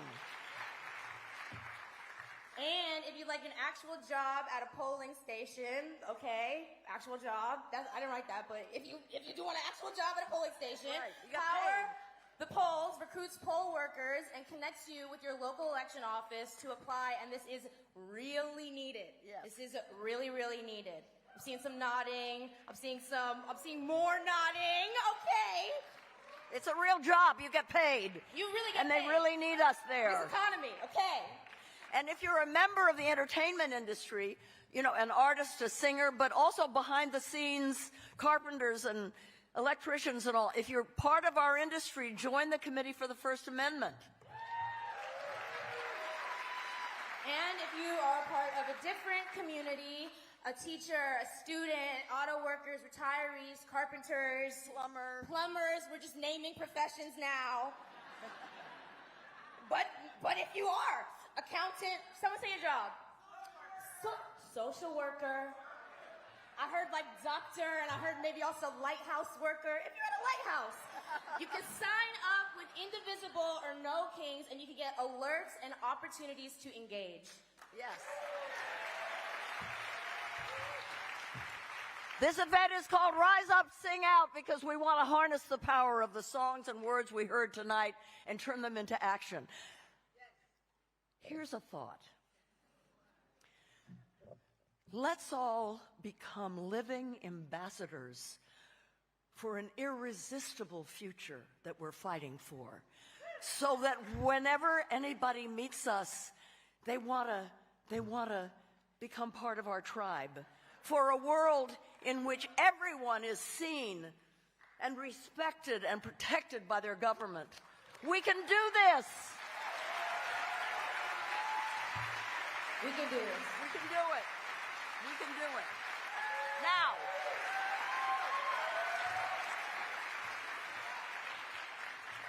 since this theater was built by the suffragists over 100 years ago, it's only fitting to give them the last word.